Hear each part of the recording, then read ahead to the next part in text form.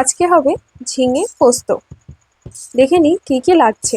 ঝিঙে 500 গ্রাম, আলু 200 গ্রাম, কাজু 25 গ্রাম, পোস্ত 10 গ্রাম, কালো জিরে ছোটো মশলা চামচের 1 চামচ, ওই একই চামচেরই লবণ 1 চামচ, হলুদ 1 চামচ, 2 চামচ লঙ্কা, সর্ষের তেল বড় চামচের 5 চামচ আর জল 400 মিলি। এবার কী কী লাগছে: কাজু বাটা, পোস্ত বাটা, এই হলো আমার 2 চামচ, বড় চামচ আর ছোটো মশলা চামচ। এবার ঝিঙেগুলোকে শিরা বরাবর খোসা তুলে নিতে হবে। এখানে আমি ছোটো ছুরি ব্যবহার করেছি। আমি নিজেও বঁটি ব্যবহার করি সব সময়, কিন্তু তাও এখানে ভিডিও ডেমনস্ট্রেশনের জন্য ছুরি ব্যবহার করেছি। তোমরা চাইলে বঁটি ব্যবহার করতেই পারো, কোনো অসুবিধা নেই। এবার ঝিঙের টুকরোগুলোকে যেমনভাবে আমি কেটেছি তেমনভাবেই কেটে নিতে হবে।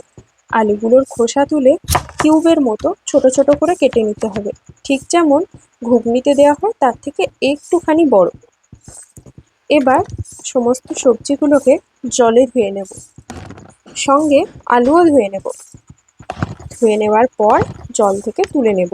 জলটা ঝরে গেলে ভালো, কেননা ঝিঙে এমনই একটা সবজি, এর মধ্যে জল অনেকটাই থাকে। এবার কড়াতে আমি 5 চামচ সর্ষের তেল ব্যবহার করেছি। আমি চাইলে একসাথেই দিতে পারতাম, কিন্তু তোমাদের সুবিধার জন্য 5 চামচ হিসেব করে করে। এবার আলুগুলো 2.5 মিনিট ভাজবো। সঙ্গে দিলাম এই চামচে 1.5 চামচ লবণ, হলুদ 1 চামচ।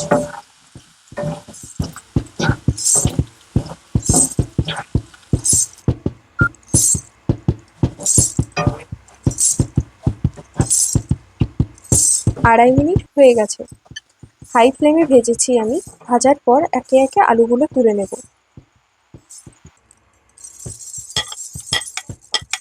এবার সেই তেলেই দিয়ে দিলাম কালো জিরে। কালো জিরে 30 সেকেন্ড মতো ফুটে যাওয়ার পর আমরা যোগ করব ঝিঙেগুলো।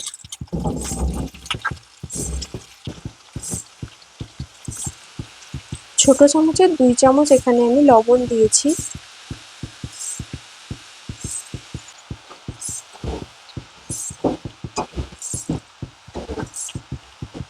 দু মিনিট হয়ে যাওয়ার পর আমি যোগ করলাম ভেজে রাখা আলুগুলো। এবার একসাথে উল্টে পাল্টে নেব। যোগ করলাম হলুদ গুঁড়ো আর লঙ্কা গুঁড়ো।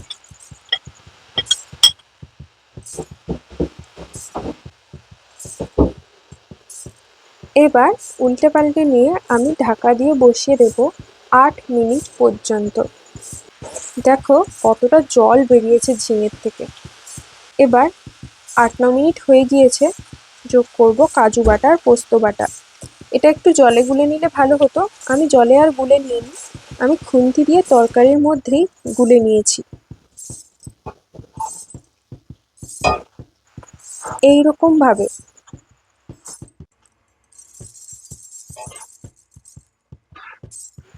400 ml জল যোগ করেছি।